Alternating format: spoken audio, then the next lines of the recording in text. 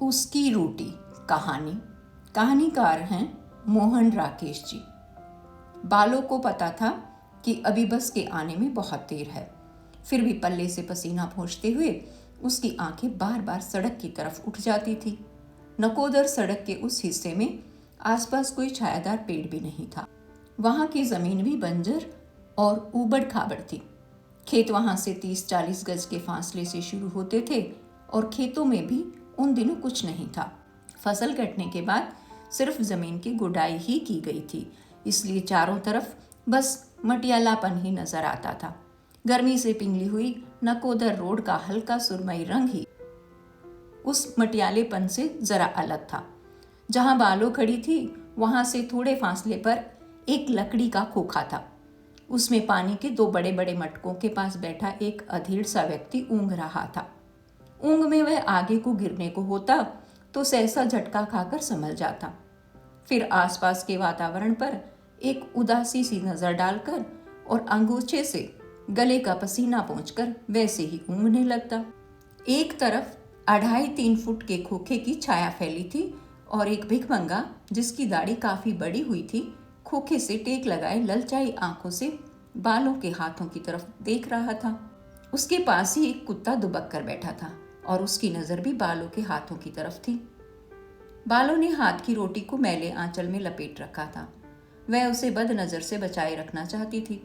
रोटी वह अपने पति सूचा सिंह ड्राइवर के लिए लाई थी, मगर देर हो जाने से सूचा सिंह की बस निकल गई थी और वह अब इस इंतजार में खड़ी थी कि बस नकोदर से होकर लौट आए तो वह उसे रोटी दे दे। वह जानती थी कि उसके वक्त पर ना पहुंचने से सूचा सिंह को बहुत गुस्सा आया होगा। वैसे ही उसकी बस जालंधर से चलकर 2 बजे वहां आती थी और उसे नकोदर पहुंचकर रोटी खाने में 3-3:30 बज जाते थे। वह उसकी रात की रोटी भी उसे साथ ही दे देती थी, जो वह आखिरी फेरे में नकोदर पहुंचकर खाता था। 7 दिन में 6 दिन सूचा सिंह की ड्यूटी रहती थी और 6 दिन वही सिलसिला चलता था। बालो 1-1:15 बजे रोटी लेकर गांव से चलती थी और धूप में आधा कोस तय करके 2 बजे से पहले सड़क के किनारे पहुंच जाती थी। अगर कभी उसे 2-4 मिनट की देर हो जाती तो सूचा सिंह किसी न किसी बहाने बस को वहां रोके रखता, मगर उसके आते ही उसे डांटने लगता कि वह सरकारी नौकर है, उसके बाप का नौकर नहीं है कि उसके इंतजार में बस खड़ी रखा करे। वह चुपचाप उसकी डांट सुन लेती और उसे रोटी दे देती, मगर आज वह 2-4 मिनट की नहीं 2-2.5 घंटे की देर से आई थी। ये जानते हुए कि उस समय वहां पहुंचने का कोई मतलब नहीं, वह अपनी बेचैनी में घर से चल दी थी। उसे जैसे लग रहा था कि वह जितना वक्त सड़क के किनारे इंतजार करने में बिताएगी, सूचा सिंह की नाराजगी उतनी ही कम हो जाएगी।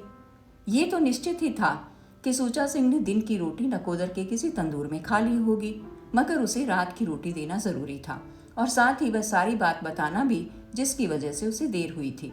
वह पूरी घटना को मन ही मन दोहरा रही थी और सोच रही थी कि सूचा सिंह से बात किस तरह कही जाए कि उसे सब कुछ पता भी चल जाए और वह खामखा तैश में भी ना आए।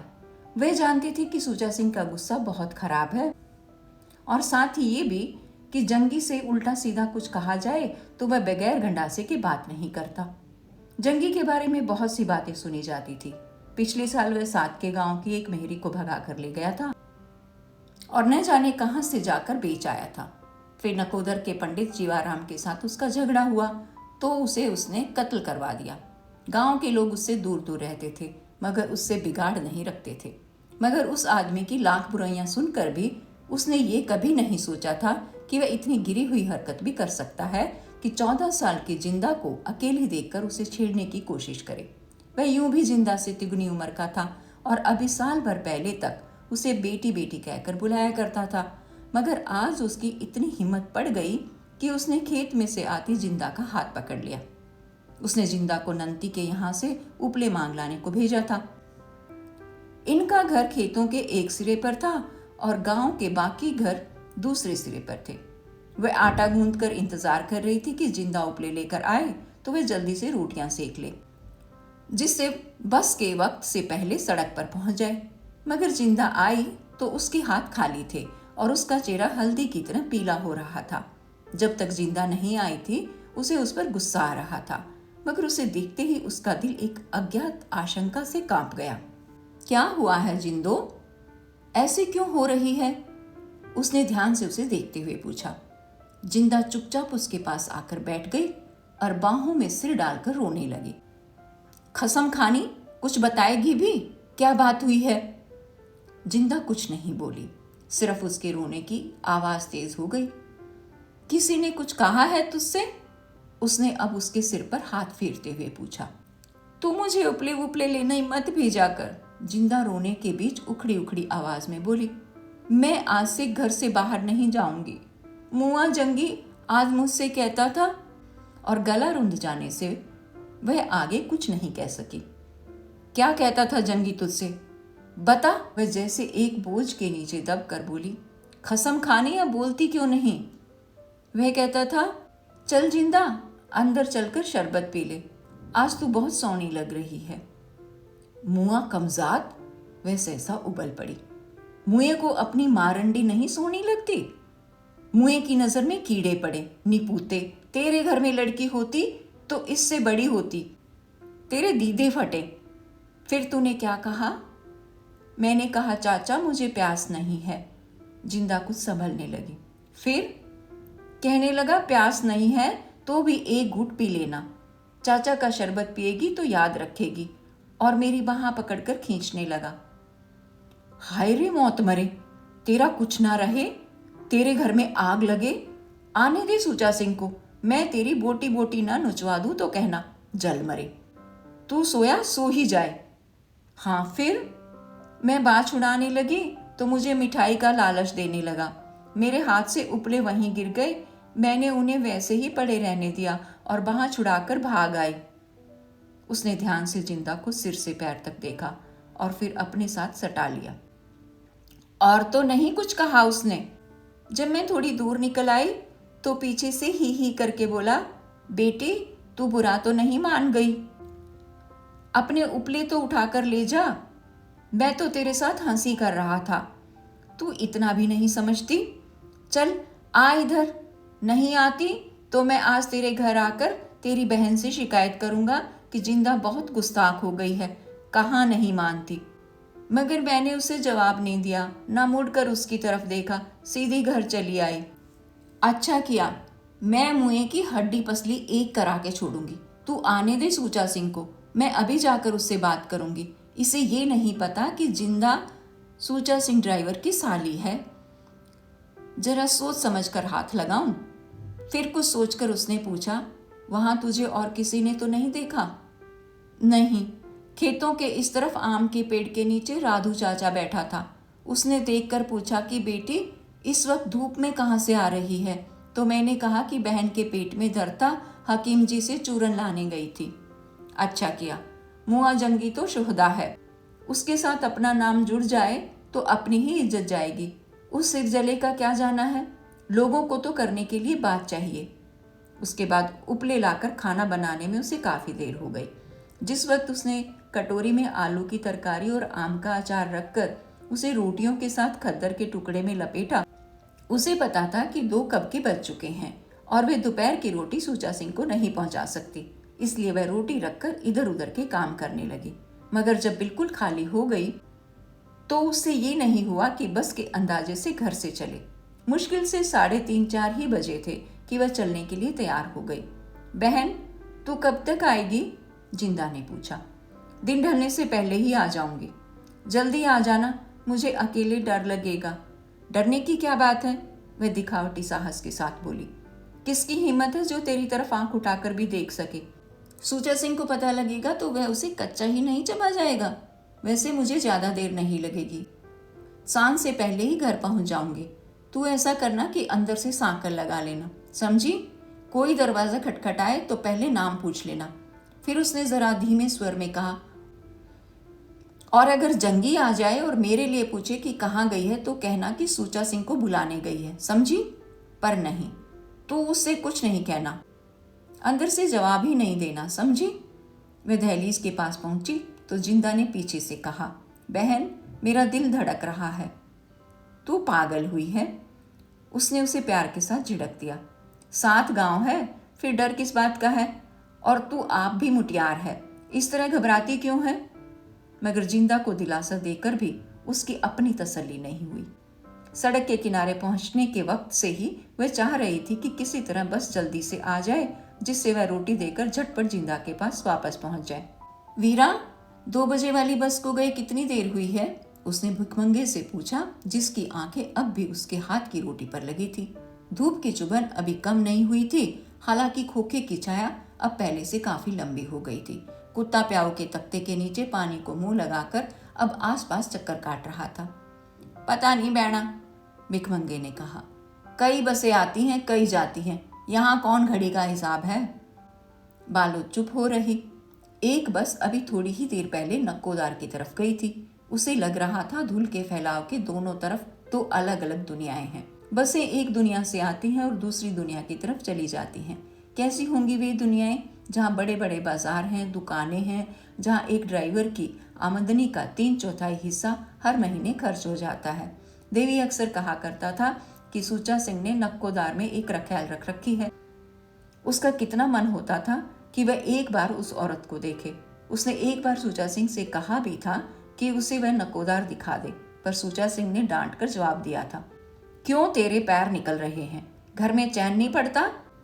सुचा सिंह वह मर्द नहीं कि औरत की बाह पकड़कर उसे सड़कों पर घुमाता फिरे। घूमने का ऐसा ही शौक है तो दूसरा खत्म कर ले। मेरी तरफ से तुझे खुली छुट्टी है। उस दिन के बाद वह ये बात जबान पर भी नहीं लाई थी। सुचा सिंह कैसा भी हो, उसके लिए सब कुछ वही था। वह उसे गालियां दे लेता था, मार पीट लेता था, फिर भी उससे इतना प्यार तो करता था कि हर महीने तनख्वाह मिलने पर उसे 20 रुपए दे जाता था। लाख बुरी कहकर भी वह उसे अपनी घरवाली तो समझता था, जबान का कड़वा भले ही हो। पर सुचा सिंह दिल का बुरा हरगिज नहीं था। वह उसकी जिंदा को घर में रख लेने पर अक्सर कुड़ा करता था, मगर पिछले महीने खुद ही जिंदा के लिए कांच की चूड़ियां और 2.5 गज मलमल लाकर दे गया था। एक बस धूल उड़ाती आकाश के उस छोर से इस तरफ को आ रही थी। बालों ने दूर से ही पहचान लिया कि वह सुचा सिंह की बस नहीं है। फिर भी बस जब तक पास नहीं आ गई, वह उत्सुक आंखों से उस तरफ देखती रही। बस प्याऊ के सामने आकर रुकी। एक आदमी प्याज और शलगम का गट्ठर लिए बस से उतरा। फिर कंडक्टर ने जोर से दरवाजा बंद किया और बस आगे चल दी। जो आदमी बस से उतरा था, उसने प्याऊ के पास जाकर प्याऊ वाले को जगाया और चुल्लू से 2 लोटे पानी पीकर मूछें साफ करता हुआ अपने गट्ठर के पास लौट आया। वीरा, नकोदर से अगली बस कितनी देर में आएगी? बालों ने 2 कदम आगे जाकर उस आदमी से पूछ लिया। घंटे घंटे के बाद बस चलती है माई, वह बोला। तुझे कहाँ जाना है? जाना नहीं है वीरा, बस का इंतजार करना है। सुचा सिंह ड्राइवर मेरा घर वाला है, उसे रोटी देनी है। ओ सुचा सिंह! और उस आदमी के होठों पर खास तरह की मुस्कुराहट आ गई। तू उसे जानता है? उसे नकोदर में कौन नहीं जानता। बालों को उसका कहने का ढंग अच्छा नहीं लगा, इसलिए वह चुप हो रही। सुचा सिंह के बारे में जो बातें वह खुद जानती थी, उन्हें दूसरों के मुख से सुनना उसे पसंद नहीं था।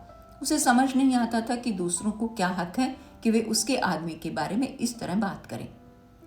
सुचा सिंह शायद अगली बस लेकर आएगा, वह आदमी बोला। हाँ, इसके बाद अब उसी की बस आएगी। बड़ा जालिम है जो तुझसे इस तरह इंतजार कराता है। चल वीरा, अपने रास्ते चल, पालो चिढ़कर बोली। वह क्यों इंतजार कराएगा? मुझे ही रोटी लाने में देर हो गई थी, जिससे बस निकल गई। वह बेचारा सवेरे से भूखा बैठा होगा। भूखा? कौन, सुचा सिंह? और वह व्यक्ति दांत निकालकर हंस दिया। बालों ने मुंह दूसरी तरफ कर लिया। या साईं सच्चे, कहकर उस आदमी ने अपना गट्ठर सिर पर उठा लिया और खेतों की पगडंडी पर चल दिया। बालों की दाईं टांग सो गई थी। उसने भार दूसरी टांग पर बदलते हुए एक लंबी सांस ली और दूर तक के वीराने को देखने लगी। न जाने कितनी देर बाद आकाश के उसी कोने से उसे दूसरी बस अपनी तरफ आती नजर आई। तब तक खड़े खड़े उसके पैरों की एड़ियां दुखने लगी थी। बस को देखकर वह पोटली का कपड़ा ठीक करने लगी। उसे अफसोस हो रहा था कि वे रोटियां कुछ और देर से बनाकर क्यों नहीं लाई, जिससे वे रात तक कुछ और ताजा रहती। सुचा सिंह को कड़ा प्रसाद का इतना शौक है, उसे क्यों वह ध्यान नहीं आया कि आज थोड़ा कड़ा प्रसाद ही बना कर ले आए। खैर, कल गुरु पर्व है, कल जरूर कड़ा प्रसाद बनाकर लाएगी। पीछे गर्द की लंबी लकीर छोड़ती हुई बस पास आती जा रही थी।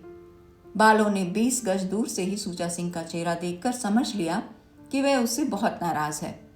उसे देखकर सूचा सिंह की भवें तन गई थी और निचले होंठ का कोना दांतों में चला गया था। बालों ने धड़कते दिल से रोटी वाला हाथ ऊपर उठा दिया, मगर बस उसके पास न रुककर प्याऊ से जरा आगे जाकर रुकी। 2-1 लोग वहां बस से उतरने वाले थे। कंडक्टर बस की छत पर जाकर एक आदमी की साइकिल नीचे उतारने लगा। बालो तेजी से चलकर ड्राइवर की सीट के बराबर पहुंच गई। सूचा श्याम, उसने हाथ ऊंचा उठाकर रोटी अंदर पहुंचाने की चेष्टा करते हुए कहा। रोटी ले ले। हट जा, सूचा सिंह ने उसका हाथ झटक कर पीछे हटा दिया। सूचा श्याम, 1 मिनट नीचे उतर कर मेरी बात सुन ले। आज एक खास वजह हो गई थी, नहीं तो मैं बक नहीं। हट जा यहां से, कहकर सूचा सिंह ने कंडक्टर से पूछा कि वहां का सारा सामान उतर गया है या नहीं। बस एक पेटी बाकी है, उतार रहा हूं, कंडक्टर ने छत से आवाज दी। सूचा श्याम, मैं 2 घंटे से यहां खड़ी हूं, बालों ने मिन्नत के लहजे में कहा। तू नीचे उतर कर मेरी बात तो सुन ले। उतर गई पेटी? सूचा सिंह ने फिर कंडक्टर से पूछा। हाँ चलो, पीछे से कंडक्टर की आवाज आई। सूचा श्याम, तू मुझ पर नाराज हो ले, पर रोटी तो रख ले। तू मंगलवार को घर आएगा तो मैं तुझे सारी बात बताऊंगी। बालों ने हाथ और ऊंचा उठा दिया। मंगलवार को घर आएगा तेरा, और एक मोटी सी गाली देकर सूचा सिंह ने बस स्टार्ट कर दी। दिन ढलने के साथ साथ आकाश का रंग बदलने लगा था। बीच बीच में कोई एक आध पक्षी उड़ता हुआ आकाश को पार कर जाता था। खेतों में कहीं कहीं रंगीन पगडंडियां दिखाई देने लगी थी। बालों ने प्याऊ से पानी पिया और आंखों पे छींटे मारकर आंचल से मुंह पोंछ लिया। फिर प्याऊ से कुछ फासले पर जाकर खड़ी हो गई। वह जानती थी अब सूचा सिंह की बस जालंधर से 8-9 बजे तक वापस आएगी। क्या तब तक उसे इंतजार करना चाहिए? सूचा सिंह को इतना तो करना चाहिए था कि उतर कर उसकी बात सुन लेता। उधर घर में जिंदा अकेली डर रही होगी। मुआ जंगी पीछे किसी बहाने से आ गया तो सूचा सिंह रोटी ले लेता तो वो आधे घंटे में घर पहुंच जाती। अब रोटी तो वह बाहर कहीं ना कहीं खा ही लेगा, मगर उसके गुस्से का क्या होगा? सूचा सिंह का गुस्सा बेजा भी नहीं था। उसका मेहनती शरीर है और उसे कसकर भूख लगती है। वह थोड़ी और मेहनत करती तो वह जरूर मान जाता, पर अब प्याऊ वाला प्याऊ बंद कर रहा था। भिखमंगा भी न जाने कब का उठकर चला गया था। हाँ, कुत्ता अब भी वहां आसपास घूम रहा था। धूप ढल रही थी और आकाश में उड़ते चिड़ियों के झुंड सुनहरे लग रहे थे। बालों को सड़क के पार तक फैली अपनी छाया बहुत अजीब लग रही थी। पास की किसी खेत में कोई गबरू जवान खुले गले से माहिया गा रहा था। बोलन दी था कोई ना, जिहड़ा सानू ला दे दिता, उस रोग दा ना कोई ना। महिया की वह लय बालों की रग रग में बसी हुई थी। बचपन में गर्मियों की शाम को वह और बच्चों के साथ मिलकर रहट के पानी की धार के नीचे नाच नाच कर नहाया करती थी। तब भी मैया की लय इसी तरह हवा में समाई रहती थी। सांझ के छुटपुट के साथ उस लय का एक खासी संबंध था। फिर जो जो वह बड़ी होती गई, जिंदगी के साथ उस लय का संबंध और गहरा होता गया। उसके गांव का युवक लाली था, जो बड़ी लोच के साथ मैया गाया करता था। उसने कितनी बार उसे गांव के बाहर पीपल के नीचे कान पर हाथ रखकर गाते सुना था। पुष्पा और पारो के साथ वह देर देर तक उस पीपल के पास खड़ी रहती थी। फिर एक दिन आया जब उसकी माँ कहने लगी कि अब वह बड़ी हो गई है, उसे इस तरह देर देर तक पीपल के पास नहीं खड़ी रहना चाहिए। उन्हीं दिनों उसकी सगाई की भी चर्चा होने लगी। जिस दिन सूचा सिंह के साथ उसकी सगाई हुई, उस दिन पारो आधी रात तक ढोलक पर गीत गाती रही थी। गाते गाते पारो का गला रह गया था। फिर भी वह ढोलक छोड़ने के बाद उसे बाहों में लिए हुए गाती रही थी। बीबी चन्नन दे ओहले ओहले क्यों खड़ी, नी लाडो क्यों खड़ी, मैं ता खड़ी सा बाबल जी दे बार, मैं कनिया कंवार, बाबल वर लोड़िए, नी जाइए किहूँ जिया वह लीजिए, तिहूँ तारियां विचों चंद, चंदा विचों नंद, नंद विचों कान्हा कन्हैया वर लीड़िए। वह नहीं जानती थी कि उसका वर कौन है, कैसा है। फिर भी उसका मन कहता था कि उसके वर की सूरत शक्ल ठीक वैसी होगी जैसी कि गीत की कड़ियां सुनकर सामने आती हैं। सुहाग रात को जब सूचा सिंह ने उसके चेहरे से घूंघट हटाया तो उसे देखकर लगा कि वह सचमुच बिल्कुल वैसा ही कान्हा कन्हैया वर पा गई है। सूचा सिंह ने उसकी ठोड़ी ऊंची की तो न जाने कितनी लहरें उसके सिर से उठकर पैरों के नाखून में जा समाई।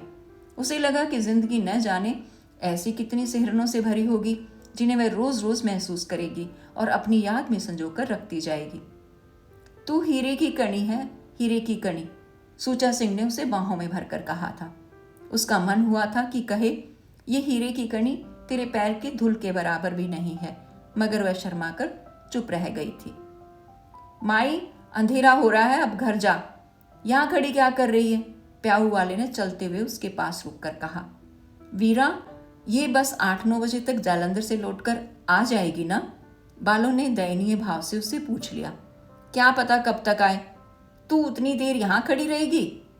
वीरा, उसकी रोटी जो देनी है, उसे रोटी लेनी होती तो ले लेता ना। उसका तो दिमाग ही आसमान पर चढ़ा रहता है। वीरा, मर्द कभी नाराज हो ही जाता है, इसमें ऐसी क्या बात है? अच्छा खड़ी रह, तेरी मर्जी। बस 9 से पहले क्या आएगी? चल, जब भी आए। प्याऊ वाले से बात करके वह निश्चय खुद ब खुद हो गया, जो वह अब तक नहीं कर पाई थी, कि उसे बस के जालंधर से लौटने तक वहां रुकी रहना है। जिंदा थोड़ा डरेगी, इतना ही तो है ना। जंगी की अब दोबारा उसे कुछ कहने की हिम्मत नहीं पड़ सकती। आखिर गांव की पंचायत भी तो कोई चीज है। दूसरे की बहन बेटी पर बुरी नजर रखना मामूली बात है। सूचा सिंह को पता चल जाए तो वह उसे केशों से पकड़कर सारे गांव में नहीं घसीट देगा। मगर सूचा सिंह को ये बात न बताना ही शायद बेहतर होगा। क्या पता इतनी सी बात से दोनों में सिर फुटबल हो जाए। सूचा सिंह पहले ही घर के झंझटों से घबराता है, उसे और झंझट में डालना ठीक नहीं। अच्छा हुआ जो उस वक्त सूचा सिंह ने बात नहीं सुनी। वह तो अभी कह रहा था कि मंगलवार को घर नहीं आएगा। अगर वह सचमुच न आया तो? और अगर उसने गुस्से होकर घर आना बिल्कुल छोड़ दिया तो? नहीं, वह उसे कभी कोई परेशान करने वाली बात नहीं बताएगी। सूचा सिंह खुश रहे, घर की परेशानियां वह खुद संभाल सकती है। वह जरा सा सिहर गई। गांव का लोटू सिंह अपनी बीवी को छोड़कर भाग गया था। उसके पीछे वह टुकड़े टुकड़े को तरस गई थी। अंत में उसने कुएं में छलांग लगाकर आत्महत्या कर ली थी। पानी से फूलकर उसकी देह कितनी भयानक हो गई थी। उसे थकान महसूस हो रही थी, इसलिए वह जाकर प्याऊ के तख्ते पर बैठ गई। अंधेरा होने के साथ साथ खेतों की हलचल फिर शांत होती जा रही थी। माहिया के गीत का स्थान अब झिंगुरों के संगीत ने ले लिया था। एक बस जालंधर की तरफ से और एक नकोदर की तरफ से आकर निकल गई। सूचा सिंह जालंधर से आखिरी बस लेकर आता था। उसने पिछली बस के ड्राइवर से पता कर लिया था कि अब जालंधर से एक ही बस आनी रहती है। अब जिस बस की बत्तियां दिखाई देंगी वह सूचा सिंह की ही बस होगी। थकान के मारे उसकी आंखें मूंदी जा रही थी। वह बार बार कोशिश से आंखें खोलकर उन्हें दूर तक के अंधेरे और उन काली छायाओं पर केंद्रित करती जो धीरे धीरे गहरी होती जा रही थी। जरा सी भी आवाज होती तो उसे लगता कि बस आ रही है और वह सतर्क हो जाती। मगर बत्तियों की रोशनी न दिखाई देने से एक ठंडी सांस भर फिर से निढाल हो रहती। दो एक बार मुंदी हुई आंखों से जैसे बस की बत्तियां अपनी ओर आती देखकर वह चौंक गई, मगर बस नहीं आ रही थी। फिर उसे लगने लगा कि वह घर में है और कोई जोर जोर से घर के किवाड़ खटखटा रहा है। जिंदा अंदर सहम कर बैठी है। उसका चेहरा हल्दी की तरह पीला हो रहा है। रहट के बैल लगातार घूम रहे हैं। उनकी घंटियों की ताल के साथ पीपल के नीचे बैठा एक युवक कान पर हाथ रखे माहिया गा रहा है। जोर की धूल उड़ रही है जो धरती और आकाश की हर चीज को ढके ले रही है। वह अपनी रोटी वाली पोटली को संभालने की कोशिश कर रही है, मगर वह उसके हाथ से निकलती जा रही है। प्याऊ पर सूखे मटके रखे हैं जिनमें एक बूंद भी पानी नहीं है। वह बार बार लोटा मटके में डालती है पर उसे खाली पाकर निराश हो जाती है। उसके पैरों में बिवाई फूट रही हैं। वह हाथ की उंगली से उन पर तेल लगा रही है, मगर लगाते लगाते ही तेल सूखता जाता है। जिंदा अपने खुले बाल घुटनों पर डाले रो रही है। कह रही है, तू मुझे छोड़कर क्यों गई थी? क्यों गई थी मुझे छोड़कर? हाय, मेरा परांदा कहाँ गया? मेरा परांदा किसने ले लिया? सहसा कंधे पर हाथ के छूने से वह चौंक गई। सूचा स्या, उसने जल्दी से आंखों को मल लिया। तू अब तक घर नहीं गई? सूचा सिंह तख्ते पर उसके पास ही बैठ गया। बस ठीक प्याऊ के सामने खड़ी थी। उस वक्त उसमें एक सवारी नहीं थी। कंडक्टर पीछे की सीट पर ऊँघ रहा था। मैंने सोचा रोटी देकर ही जाऊंगी। बैठे बैठे जबकि आ गई। तुझे आए बहुत देर तो नहीं हुई? नहीं, अभी बस खड़ी की है। मैंने तुझे दूर से ही देख लिया था। तू तू इतनी पागल है कि तब से अब तक रोटी देने के लिए यहीं बैठी है। क्या करती, तू जो कह गया था कि मैं घर नहीं आऊँगा। और उसने पलकें झपककर अपने उमड़ते आंसुओं को सुखा देने की चेष्टा की। अच्छा ला, दे रोटी और घर जा, जिंदा वहाँ अकेली डर रही होगी। सूचा सिंह ने उसकी बाह थपथपा दी और उठ खड़ा हुआ। रोटी वाला कटोरा उससे लेकर सूचा सिंह उसकी पीठ पर हाथ रखे हुए उसे बस के पास तक ले गया। फिर वह उचक कर अपनी सीट पर बैठ गया। बस स्टार्ट करने लगा तो वह जैसे डरते डरते बोली, सूचा स्या, तू मंगल को घर आएगा ना? हाँ आऊँगा। तुझे शहर से कुछ मंगवाना हो तो बता दे। नहीं, मुझे मंगवाना कुछ नहीं है। बस घर घर आने लगी तो वह 2 कदम पीछे हट गई। सूचा सिंह ने अपनी दाढ़ी मुझ पर हाथ फेरा, एक डकार लिया और उसकी तरफ देखकर पूछ लिया, तू उस वक्त क्या बात बताना चाहती थी? नहीं, ऐसी कोई खास बात नहीं थी। मंगल को घर आएगा ही। अच्छा, अब जल्दी से चली जा, देर ना कर, 1 मील बाट है। सूचा सा, कल गुरु पर्व है, कल मैं तेरे लिए कढ़ा प्रसाद बनाकर लाऊंगी। अच्छा अच्छा। बस चल दी। बालों पहिए की धूल में घिर गई। धूल साफ होने पर उसने पल्ले से आंखें पोंछ ली और तब तक बस के पीछे की लाल बत्ती को देखती रही जब तक वह आंखों से ओझल नहीं हो गई।